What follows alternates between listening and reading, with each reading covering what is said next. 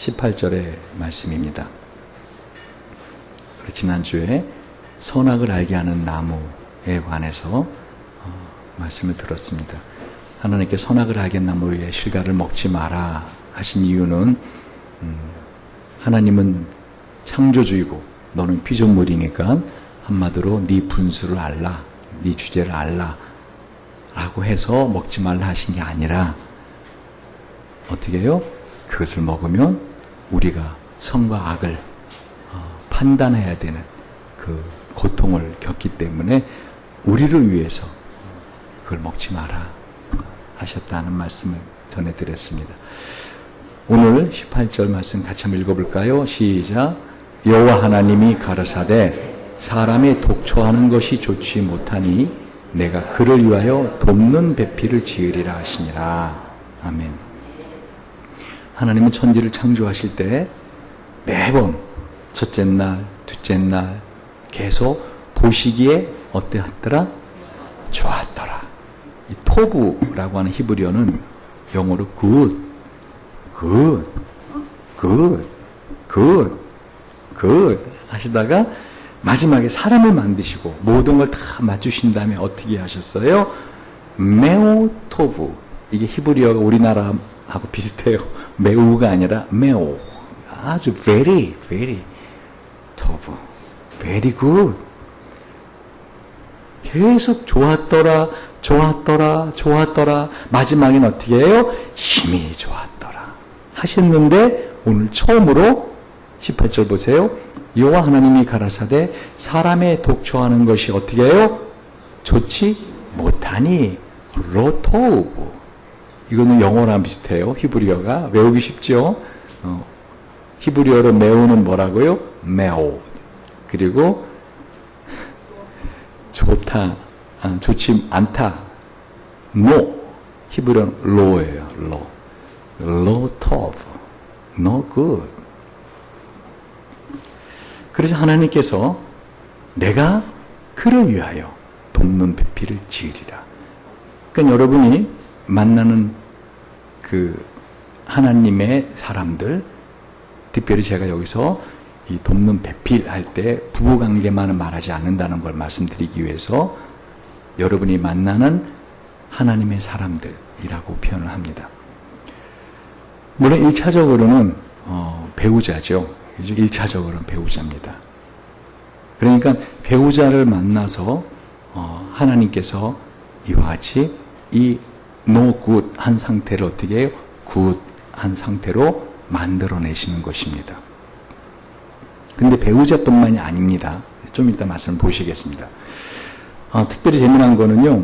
여기 보면은 우리 하나님께서 배우자를 만들어주시는 것, 그리고 어떻게 해요? 하나님의 사람을 만나게 해주시는 것은 누구를 위한 거예요? 내가 그를 위하여. 따라하세요. 하나님은 처음부터 끝까지 내 인생에서 나를 위하여 일하신다. 그러니까 하나님은 하나님을 위해서 하시는 것보다는 어떻게 해요? 그 하나님 위한 것조차도 우리를 위해서. 할렐루야.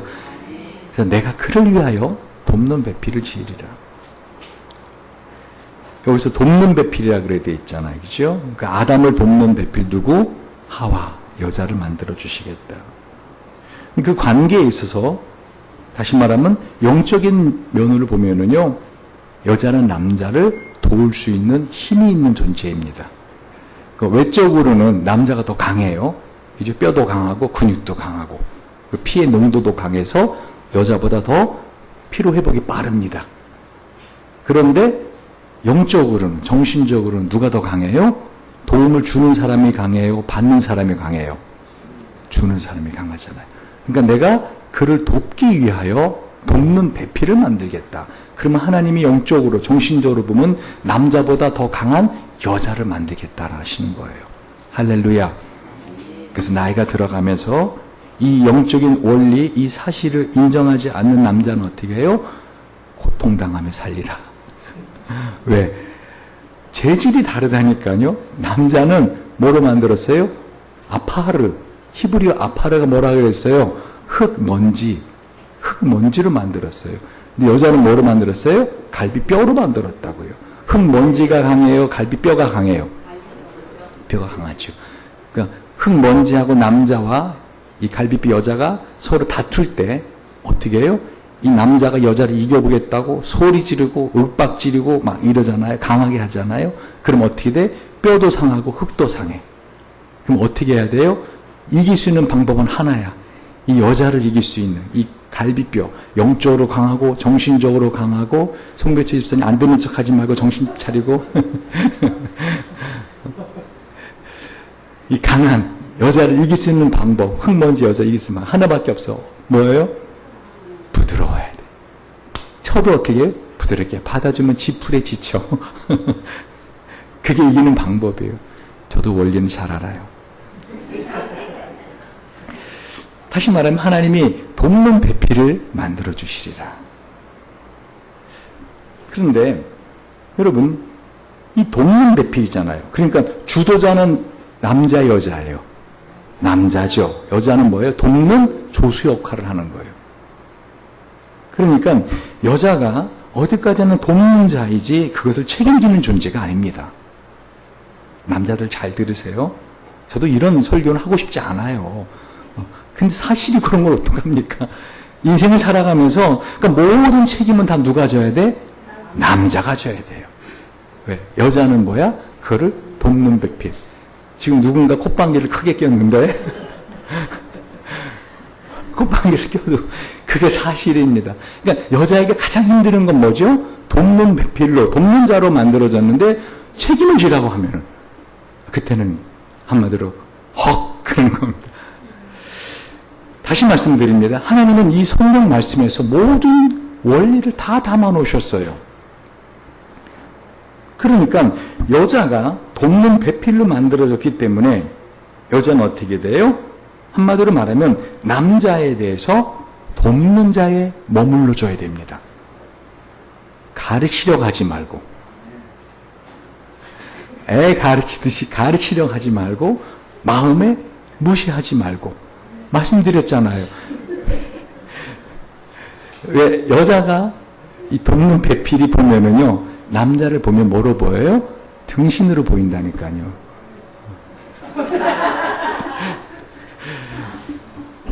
왜? 다른 사람은 몰라. 하나님이 스스로 싹 해갖고 아무도 모르는데 하와는 알죠. 너 갈비뼈 하나 없는 등신이지 라고 알아요.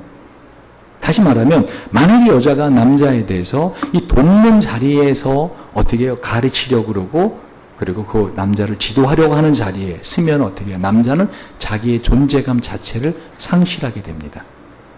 왜? 하나님이 그렇게 만드셨어요. 할렐루야. 그래서 죄가 들어오자마자 첫 번째 증상이 뭐죠? 아담이 선악을 알게 하는 나무 열매를 따먹은 그 책임을 누구에 돌려요? 하와에게 돌리잖아요. 이거는 잘못된 겁니다. 한마디로 그렇게 아담처럼 책임을 여자에게 돌리는 남자는 어떻게 해요? 입을 찢어서 대추나무에 걸어놔야 됩니다. 죄송합니다. 저는 가끔 성경을 읽다 보면은요, 이 강한 동사가 종종 나와요. 예를 들면은 하나님께서 지금 내가 그를 위하여 돕는 배필을 지으리라 했는데 그게 그냥 단어가 아니에요.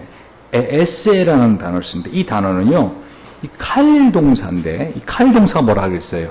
칼같이 강한 동사라고 그랬잖아요. 히브리어에서. 다시 말하면 이 본문을 다시 히브리 원어대로 읽으면요, 그 느낌대로 읽으면 이렇습니다. 내가 반드시 꼭 필요없고 어떻게 하든 짓고 말리라 이런 뜻이에요. 그러니까 내가 그를 위하여 돕는 배필을 내가 반드시 꼭 필요없고 짓고 말리라 하시면서 주님이 어떻게 해요? 강한 말씀을 하세요. 그러니까 하나님이 창조하신 이 원리는 우리 인생에서 어떻게 해요? 우리가 어떻게 움직일 수 없는 지표와도 같은 것입니다.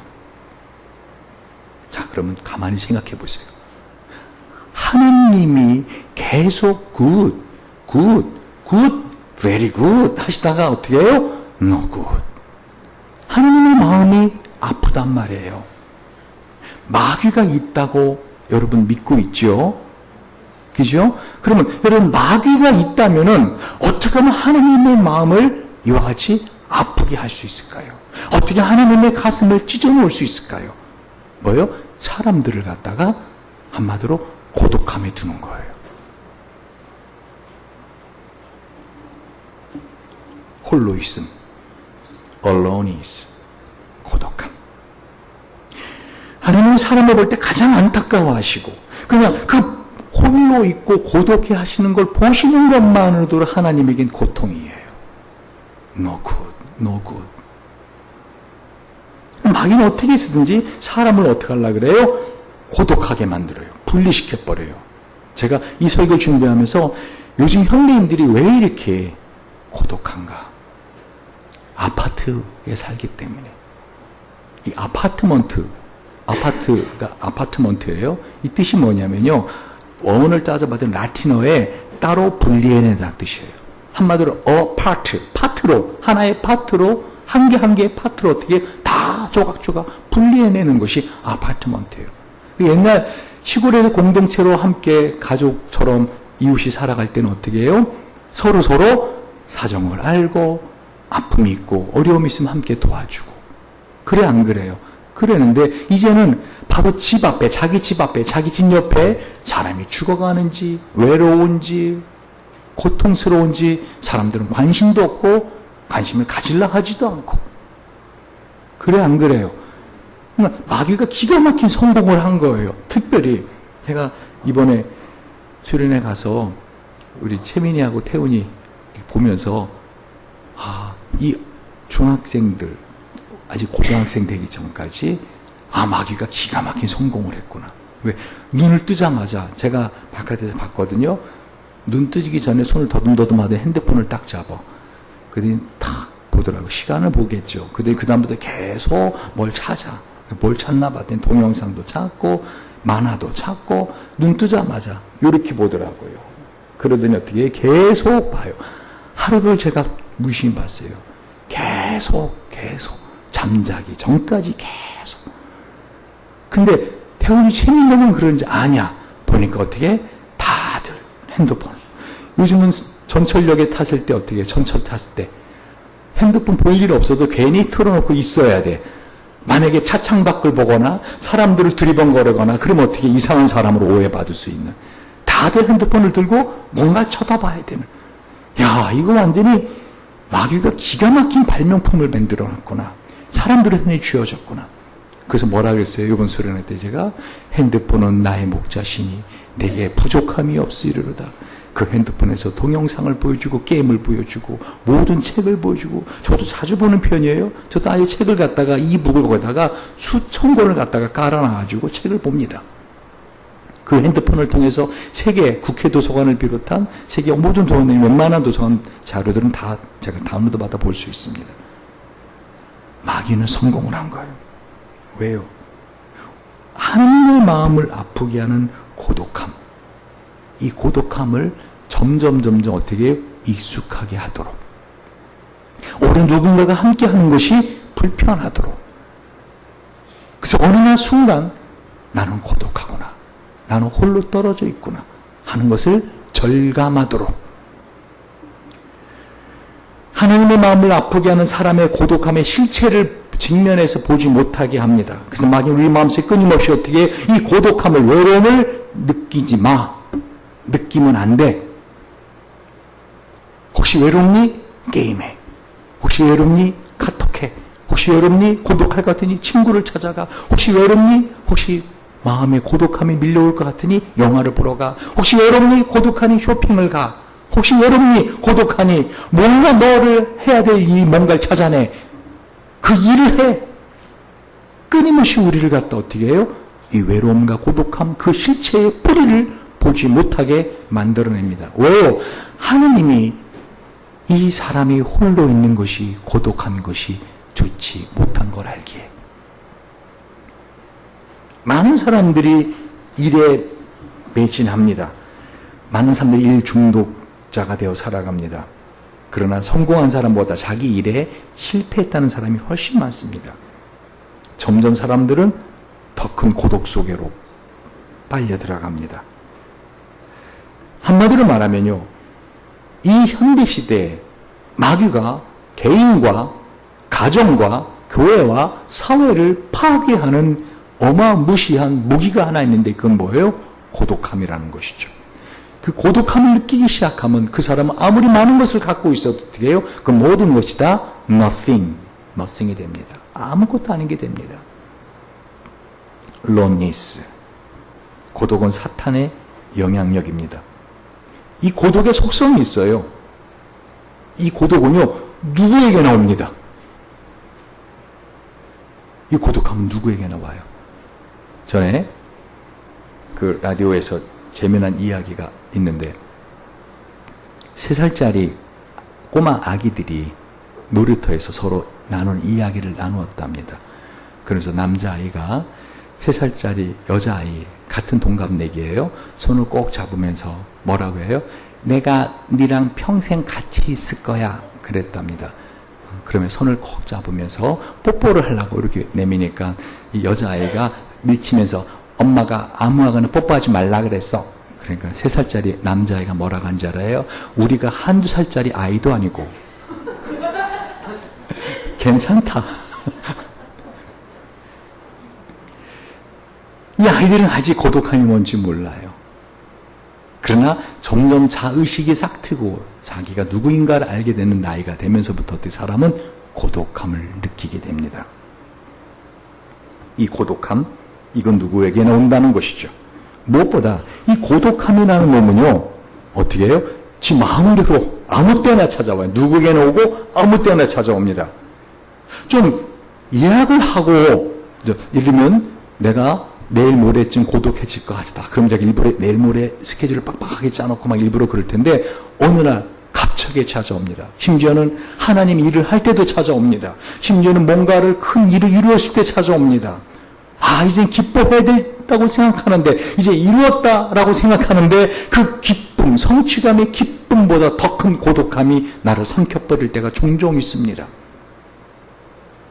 알코올 중독에 걸린 사람들을 제가 상담을 하다 보면은요, 그 많은 사람들이 술을 마시게 되고 또 술을 마시게 되고 중독 걸리게 되는 가장 큰 이유가 뭔지 아십니까? 바로 고독함을 잊기 위해서요. 그 술이 취하면 꼭 저한테 전화를 하시는 집사님 한 분이 계세요. 목사님 목소리 듣고 싶어 전화했어요. 그냥 말씀 안 하셔도 돼요. 그냥 끊지만 말아주세요. 하고 쩔쩔쩔해.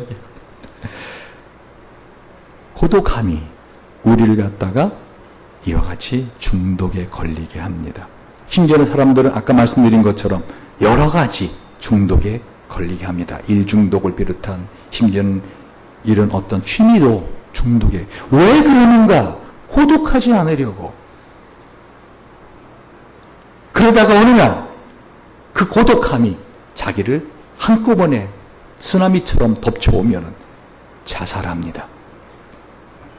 그런 사람들이 가족이라는 깃발을 똘똘 뭉치기도 합니다. 이 가족이라는 공동체도 근원적인 고독의 문제를 해결해 주지 못합니다. 더 재미난 거는요, 이 배필이라는 단어 있죠. 내가 그를 위하여 돕는 배필을 지리라. 이 배필이라는 단어를 제가 오늘 히브리를 보다가 아침에 일어나서 저도 모르게 웃음이 펑 터져 나왔습니다. 네게드. 이게 뭐 네거티브. 뜻이 뭐냐면요, 배필이 반대자라는 뜻이에요. 반대편에 있는 자. 그러니까 앞면이면 뒷면. 이해가세요? 왼쪽이면 오른쪽. 그러니까 하나님이 배필을 만드시는데 어떤 사람 만들어요? 반대자, 반대편 되는 사람 만들어요. 성격이 반대되는 사람이 오히려 퍼펙트한 커플이 될 수 있습니다. 안다가스텐? 그러니까 왜 내 아내는, 왜 내 남편은 어떻게 해요? 말씀하지 마십시오. 하나님 보실 때요, 보시기에 그게 좋은 겁니다. 반대자. 그 외향적인 사람은 좀 내향적이고, 어떻게 해요? 좀 성격이 반대되는 사람이 오히려 잘 어울리더라는 거죠. 근데 그렇지 않으면 어떻게 해요? 한마디로 숨 터져, 숨 막혀 죽든지, 아니면 어떻게 해요? 맨날 설렁탕만 먹는 거죠, 그 집은. 썰렁해지는 거예요. 아니면 어떻게 해요? 맨날 싸우는 거죠. 자, 봅시다. 하나님께서는요, 이 가족이라는 공동체, 그 그것으로 이 고독함을 완벽하게 치유하는 일을 하지 않으십니다. 잘 들어보세요. 오늘 뭘 말씀드리려 하는가.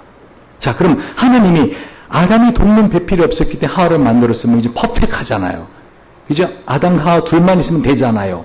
그죠? 근데 성경은 요 창세기로 끝나지 않아요. 여러분, 이 창세기 이 말씀이 어떤 영적인 뜻인가? 그러니까 구약을 보시면은요, 이 성경은 구약을 보시면은 이게 신약과 어떤 짝이 있는 걸 찾으셔야 돼요. 안 그러면 구약에 있는 말씀을 그냥 문자적으로 해석하면 어떻게 해요? 여러분 상당히 오해합니다.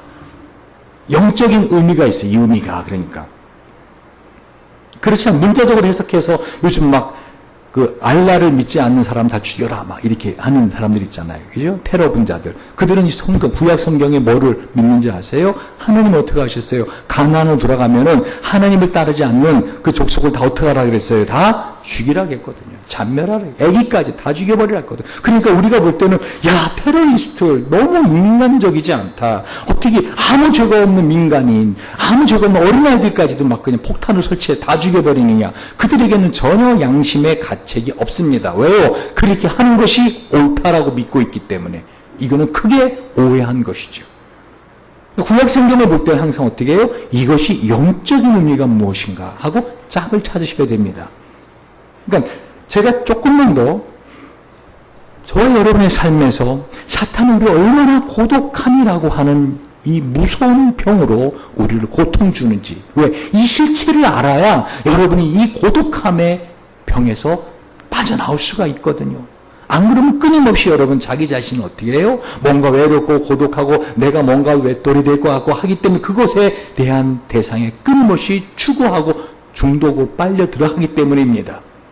조금만 더 말씀을 드리고 이 신약에서 이 하나님께서 왜 아담과 하와를 만드심으로 이 문제를 해결하는 게 단순히 부부만 잘 만나면 그러면 모든 문제 인생 다 해피하다, 모든 게 퍼펙트하다가 아니라는 것을 말씀드리려 합니다. 그러니까 가족이라는 공동체 안에서도 잘 들으세요. 가족이 이 모든 것의 고독함을 완벽하게 치료해주는 레메디, 치유는 아닙니다.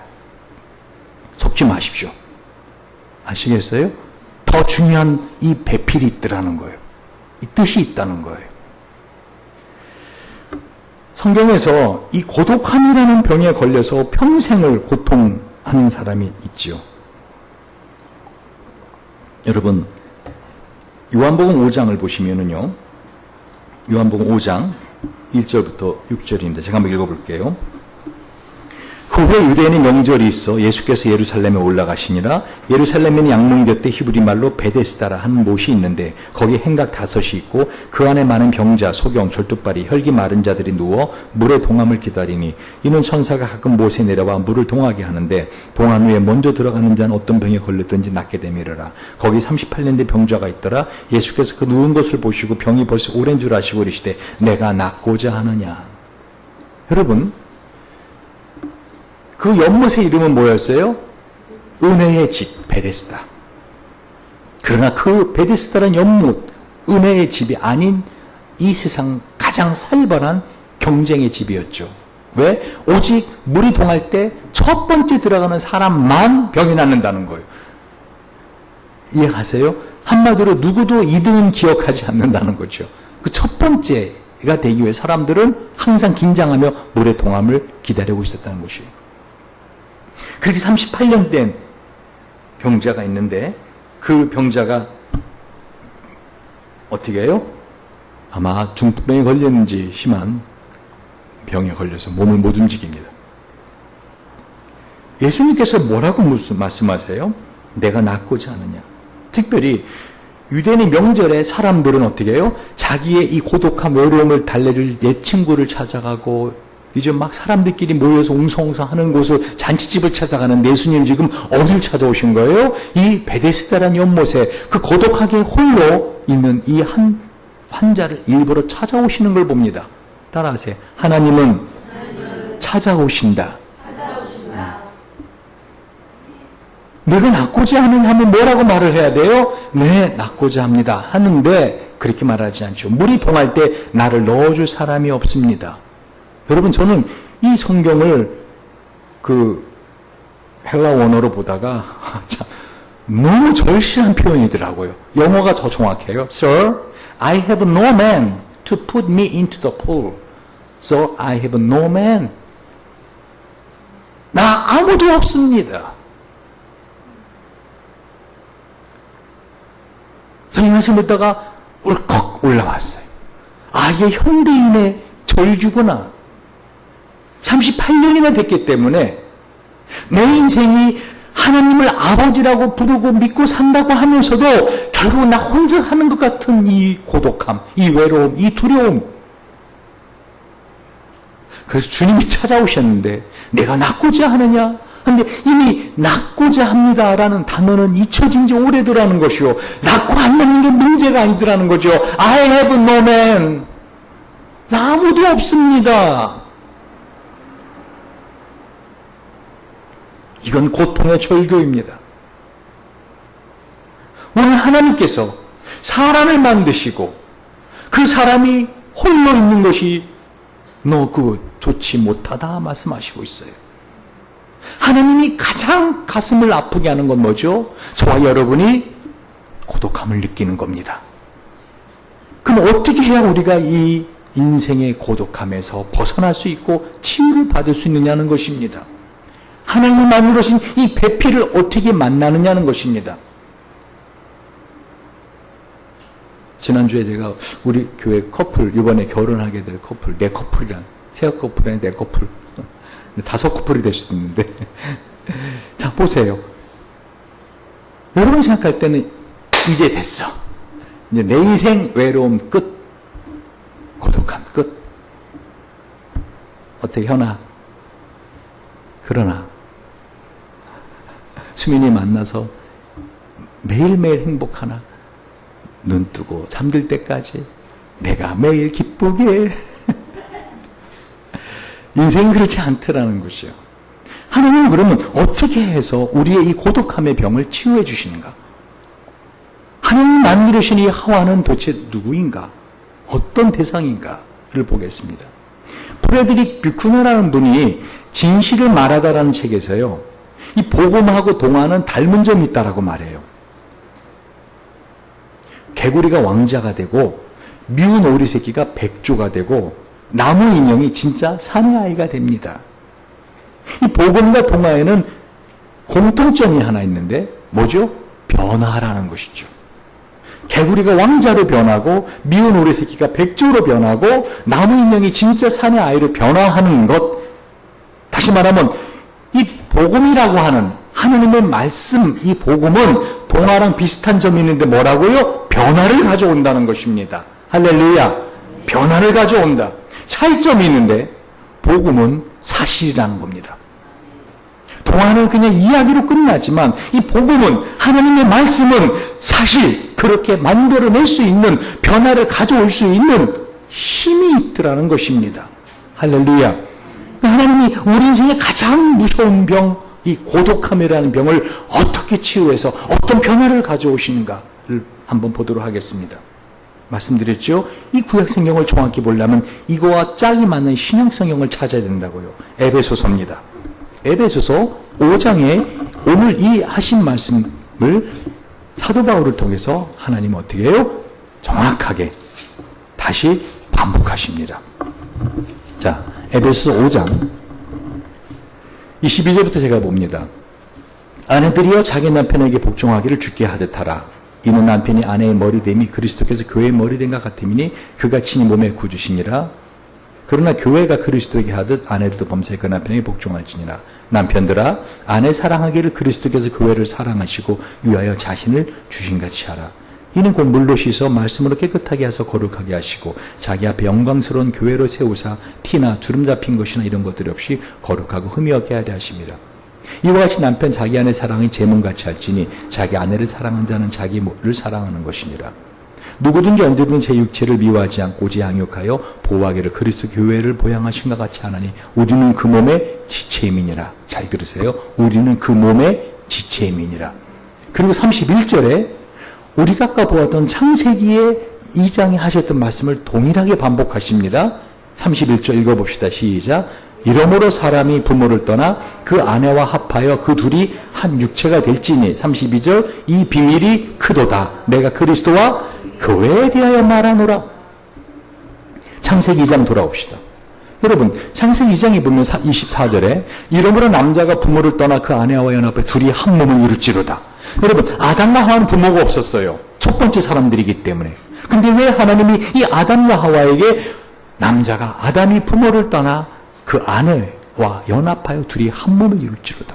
다시 말하면 이 부모라고 하는 존재는 어떤 존재예요? 과거를 떠나야 된다는 거예요. 그러니까 진정한 하나를 이루기 위해서는 하나님이 고독함의 이 병을 낫게 하기 위해서는 새로운 공동체를 만나야 된다는 거예요. 새로운 사람을 만나야 된다는 거예요. 근데 그 사람이 누구라는 거예요?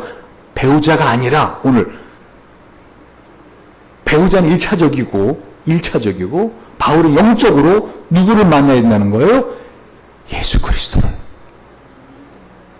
그럼 예수 그리스도 뭐를 누구라는 거예요? 여기 보니까 교회라는 거예요. 내가 큰 비밀을 깨달았다라고 하잖아요. 바울이 지금 말하고 있는 이 큰 비밀이 뭐예요? 바로 계속해서 아내들아 남편들아 계속 말하라 갑자기 말씀을 확 바꿔버리십니다. 내가 그리스도와 교회에 대하여 말하노라. 그러니까 지금 오늘 하나님께 창세기 2장이 말씀하신 이 사람이 홀로 있는 것이 좋지 못하는 이 고독함이라는 이 고통스러운 병을 치유해 주시는 레메디, 치유책으로 창조해내시는 그 대상이 바로 하와. 근데 그 하와가 누구라는 거예요? 여기 보니까 교회라는 거예요. 할렐루야. 할렐루야. 여러분, 성경은 명백하게 이렇게 말씀하고 있는 거예요. 가족이 아니라는 거예요. 배우자도 아니라는 거예요. 자식도 아니라는 거예요. 여러분이 진정한 고독함의 병을 치유할 수 있는 유일한 치유책이 있는데 그건 뭐예요? 교회라는 공동체를 통해서만이 가능하다라고 성경은 아주 명시하고 있는 거예요. 이것을 가지고 사도 바울은요, 이 부분뿐만 아니라 에베소서를 시작하면서부터 말씀을 하고 있습니다. 뭐라고 말씀하는지 아세요? 에베소서, 자, 2장 한번 읽어봅시다. 2장 뒤에 보면은요, 2장 19절. 그러므로 이제부터 너희가 외인도 아니요 손도 아니요 오직 성도들과 동일한 시민이 하나님의 권속이라 너는 사도들과 선지자들의 터 위에 세우심을 입은 자라 그리스도 예수께서 친히 모퉁이 뚫이 되으셨느니라. 그의 안에서 건물마다 서로 연결하여 주 안에서 성전이 되어가고 너희도 성령 안에서 하나님의 거하실 처소가 되기 위해 예수 안에서 함께 뭐예요? 지어져 가느니라. 할렐루야. 그러니까 하나님은 지금 교회라고 하는 하나의 공동체를 마음에 품고 계시는 겁니다. 이 공동체를 통해서 한마디로 온 세상, 심지어 악한 영들에게까지 어떻게 해요? 봐라! 이것이 나의 치유책이다. 하고 내놓는 해결 방안이 뭐예요? 교회라는 것이에요. 그래서 아까 제가 말씀을 드리면서 이 하나님이 이 배우자를, 배필을 내가 반드시 꼭 필연코 어떻게든 짓고 말리라 할 때 칼동사를 썼는데 이게 미완료 동사예요. 다시 말하면 내가 반드시 꼭 필연코 어떻게 다녔고 이 배필을 돕는 자를 어떻게 계속해서 만들어내리라 하시는 단어의 의미를 갖고 있더라는 거예요. 그러니까 하나님께서 지금 아담 한 사람을 통해서 그리고 하와 한 사람을 통해서 말씀하시는 게 아니라는 것을 창세기 2장 24절에 뭐라고 말씀하셨다고요? 이러므로 남자가 부모를 떠나 그 아내 연합해 둘이 한 몸을 이룰지로다. 부모가 없었잖아요, 아담과 하와에게. 근데 왜 이 말씀을 하신다고요? 이것은 단순히 아담과 하와 그 두 사람의 이야기가 아니라는 것이죠. 온 인류에게 해당하는 이야기요. 우리 인류에게, 인간에게 가장 무서운 고독함이라는 병이 찾아왔을 때 그 고독함을 이길 수 있는 유일한 치유책은 뭐라는 거예요? 바로 교회를 통해서라는 것입니다. 근데 현대 교회 어떻습니까? 저는요, 이단이라고 하는 사람들이 모이는 집회에 종종 가본 적이 있습니다. 제 신분을 밝히고, 제가 참 이상하고 궁금한 게 하나가 있었어요. 왜 이 사람들은 이단이라고 하는 집회인지 알면서도, 이곳이 이단인지 알면서도 왜 이렇게 모이는가? 거기에 친밀함이 있더라고요. 이단이라는 거 알지만 인생을 살아가는 데서 뭐예요? 친밀함이 있어요. 여호와 증인들 엄청나게 친밀합니다. 심지어는 세계 여호와 증인 믿는 사람들 집에 어떻게 해요? 자기 자녀를 보내면은 다 그 자녀를 먹여주고 키워주고 다 학교 보내주고 책임져 줍니다. 또 이거 듣고 또 그래 내가 갈 곳은 여호와 증인이다.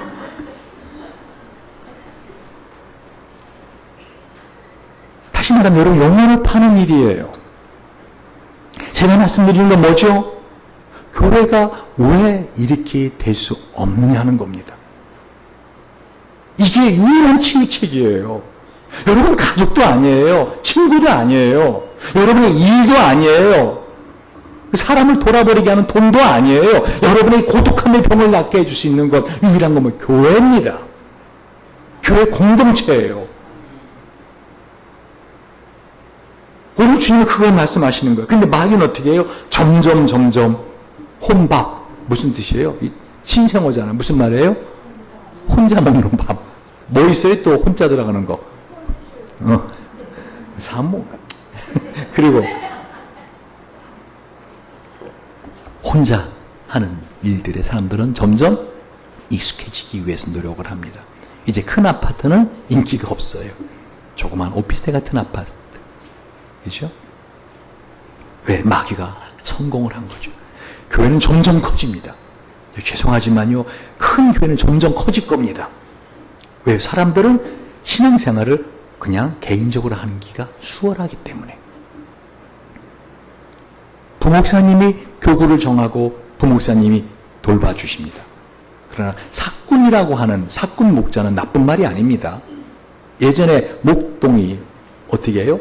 너무 많은 양이 많으면 혼자 못 키우잖아요, 양을. 혼자 어떻게 다 그 양을 갖다가 돌봐줍니까? 그죠? 그러니까 어떻게 해요? 삭슬 주고 목자를 사옵니다. 현재 많은 교회 부목사님들이 있는데요. 그 부목사님들, 만약에 다른 교회에서 월급을 2배로 준다. 그럼 어떻게 할까요?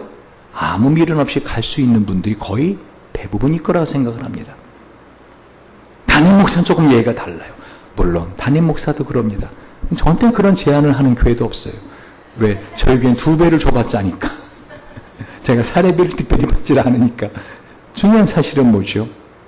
중요한 사실은 영혼을 책임져 주는 목자가 없더라는 거죠. 여러분, 오늘 주님은 우리 인생의 가장 무서운 고독함이라는 병을 치유하기 위해서 그의 배필을 만들어 주십니다. 이 배필은 단순히 배우자가 아니라 오늘 에베소에 보니까 뭐라고요? 교회라는 것이죠. 인간 영적인 존재입니다. 영적 본체인 하나님과 분리된 삶을 살 수는 없습니다. 영적인 호흡을 통해서만이 사람은 숨을 쉴 수 있습니다. 어떤 일을 쫓아다니고 어떤 대상을 쫓아다녀도 계속 허무할 뿐입니다. 일시적인 즐거움은 있습니다. 마치 마취제처럼, 마치 환각제처럼 일시적인. 그러나 근원적으로 점점 그것을 계속 쌓이게 해서 교회 공동체에서 멀어지게 합니다. 그리고 어떻게 해요? 어느 순간 한마디로 쓰나미처럼 밀려옵니다. 그때는 무방비, 할 수가 없습니다. 2차 세계대전 때 여러분 잘 아시는 것처럼 제가 PhD 논문을 하면서 전공했던 빅터 프랑클, 오스트리아 신경학자이고 정신의사입니다. 유대인이었기 때문에 여러분 2차 세계대전 때 히틀러가 유대인들을 다 잡아서 아우슈비츠 수용소 같은 데 끌고 갔을 때 그 암호명이 뭔지 아십니까? 밤안개. 왜? 밤안개처럼 어젯밤까지 있었는데 이웃이 다음날 아침 보니까 사라져버린 거예요. 왜? 밤에 이 나치스가 게슈타포가 와서 유태인 이웃들을 다 잡아 수용소로 데려갔습니다. 그때 빅토르 프랑크랑 함께 간 유태인이 1300명이었어요. 근데 도착한 그날 그 1300명 중에서 90%의 사람들이 어떻게 해요? 그 가스 수용실로 끌고 가서 다 죽습니다. 90%가 그날 하루가 하기 전에 다 죽어서 다 태워져서 재로 변합니다. 빅토르 프랑클은 이런 상황 속에서 한마디로 엄청난 충격을 경험합니다. 자기 자신뿐만 아니라 자기 아내도 어느 순간 끌려서 그날 다 죽습니다. 한마디로 내가 그동안 배웠던 이 박사라는 의사라고 하는 이것이 다 무슨 의미가 있는가? 인생이 무엇인가? 인간이 무엇인가? 또 이러한 곳에서 사람이 살아남을 수 있겠는가라고 하는 인간 인생 삶의 근원적인 질문에 드디어 빅토르 프랑클은 몸부림치기 시작합니다. 그때 이 빅토르 프랑클도 다른 제수들과 마찬가지로 입으라고 죄수복을 주는데요. 그 죄수복을 이렇게 손을 넣어봤는데 이 죄수복 손 안에서 뭐예요? 나온 게 그 전에 입었던 죄수가 썼던 종이 쪽지가 나옵니다. 거기 뭐라고 적혀있는지 아십니까? 내 몸과 마음과 뜻을 다하여 주 여호와 하나님을 사랑하라. 할렐루야. 한마디로 그 말씀을 보는 순간 이 빅토르 프랑클은 머리부터 발끝까지 정유를 느낍니다. 아, 하나님이 이곳에도 나와 함께 하시는구나. 이곳에도 내가 사랑할 하나님의 대상이 있구나. 그리고 그때부터 빅토르 프랑클은 자기 옆에 있는 그 죄수들을 갖다가 마치 목양하는 목자의 심정을 가지고 그들을 돌봐주기 시작하고 한 형제 자매된 그런 친밀감을 가지고 그들과 함께 합니다. 그래서 그 죽음의 소용소에서 그들은 무사히 해방돼 나오는 놀라운 기쁨을 경험합니다. 여러분, 우리가 수련회 마지막 날 말씀 기억하십니까? 폐례배 때 여러분 큐티에 있었던 말씀이죠. 바로 이 말씀이었죠. 네 하나님을 사랑하라. 어떻게요? 눈에 보이지 않는데요? 하나님 어떻게 사랑해요? 나 하나님 사랑해요. 근데 사랑은 감정이 아니라 그랬잖아요. 사랑은 실제적인 몸으로 헌신하는 거라는 거예요. 마음과, 그죠? 마음으로 감정적으로 사랑하는 거예요. 뜻을 다하여 내 뜻은 이런데요. 하나님의 뜻을 따르겠다 하는 뜻. 다시 말합니다. 하나님을 사랑하는데 그 사랑의 대상은 눈에 보이는 바로 교인이라는 것이에요. 하나님의 사랑. 그래서 사도 바울이 사울 됐을 때 어떻게 하죠? 하나님이 다메섹 도상에서 사울을 만나줍니다. 예수님이, 부활하신 예수님이. 그때 혹시 예수님이 사울에게 한 말씀 기억하십니까? 사울이 예수님 믿는 사람들을 잡아 가두었잖아요. 심지어 예수를 믿는 스데반을 돌로 쳐 죽였잖아요. 사형을 시켜버리잖아요. 그죠? 예수 믿는다고 눈에 불을 켜고 다니면서 영장을 밟고 다니면서 예수 믿는 사람을 다 찾아내갖고 잡아 죽이고 가두고 막 그런 일을 하지 않았습니까? 그런 사울을 다메섹 도상에서 예수님이 만났을 때 첫 번째 한 말씀이 뭐죠? 사울아, 사울아, 네가 왜 나를 핍박하느냐? 사울은 예수님을 만난 적도 없어요. 예수님 핍박한 적 없어요. 그러나 예수님은요, 당신의 사랑하는 자녀들을 괴롭히는 그 사울로 인하여 어떻게 해요? 핍박을 받더라니. 핍박은 뭐예요? 가시채로 옆구리를 차달하는 거예요. 네가 왜 가시 몽둥이로 내 옆구리를 치냐는 거예요. 여러분, 교인들을 사랑하십시오. 여러분이 모든 세상 사람 다 사랑할 수 없는 거 아니지 않습니까? 그렇잖아요. 어떻게 모든 사람 다 사랑합니까? 그래 안 그래요? 여러분 가족 그건 자연 발생적인, 그러나 그 가족이 여러분의 고독함의 병을 치료하지 못한다니까요. 아내, 남편, no way. 말했잖아요. 배필자라고요. 반대편을 붙여줘요. 자기 뒤쪽 차이가 볼 수 없어요. 무슨 말인지 이해가십니까? 누구를 통해서? 교회를 통해서 예수 그리스도를 사랑하는 법을 배우셔야 됩니다. 여러분 이걸 자꾸 게을리하고 이거를 회피하고 내 마음에 좋아하는 사람들 그를 찾아가야지. 아니에요, 여러분. 그것은 마치 마귀의 아편에 자기의 팔을 맡기는 것과 같아요. 말씀을 정리합니다. 우리 주님 우리에게 영적인 신앙의 은밀한 신앙을 하도록 말씀하십니다. 마태복음 6장 4절에 보면 내 구제함을 은밀하게 하라. 은밀한 중에 모시는 너희 아버지께서 갚으시리라. 6절에 보면 마태복음 6장 6절 너는 기도할 때 내 골방에 들어가 문을 닫고 은밀한 중에 계신 내 아버지께 기도하라. 은밀한 중에 모시는 내 아버지께서 갚으시리라. 여러분 제가 칼럼에 썼지만요. 하나님을 아빠라고 부르라고 했잖아요. 아주 친근한 표현이지요. 그렇죠. 친근한 표현입니다. 다시 말하면 은밀한 사랑을 통해서 하나님은 우리에게 이 하나님의 사랑을 어떻게 해요? 추상적인 영적인 어떤 이상적인 개념이 아니라 실제적인 것으로 여러분을 느끼게 하고 경험케 하시길 원하십니다. 할렐루야. 여러분 그렇게 서로를 사랑하고 더 친밀하게 대하고 별거 아닌 것 같아도요 한번 해보시기 바랍니다. 좀 더 주중에 서로 연락하고 만나고 섬겨주고. 제가 가장 안타까운 게 우리 교회에 이런 리더들이 부족하더라는 것입니다. 이런 리더들이 자신을 먼저 내어줄 수 있는 그 놀라운 사실은요, 하나님 앞에 자신에게 내어주기 시작하잖아요. 이런 교회를 세우기 위해서 내가 헌신하기 시작하잖아요. 하나님은 여러분이 상상할 수 없는, 솔로몬이 구하지도 않았는데 지혜를 구하지도 않은 부와 영광을 주시는 것처럼 저와 여러분의 인생에 이런 놀라운 복을 경험하게 하십니다. 할렐루야. 무엇보다 여러분 심령이 물된 동산처럼 이 고독함의 병에서 나오게 합니다. 치유받게 합니다. 교회는 그의 몸이니 만물 안에서 만물을 충만하게 하시니 충만함이니라. 에베소 1장 23절입니다. 기도하시겠습니다.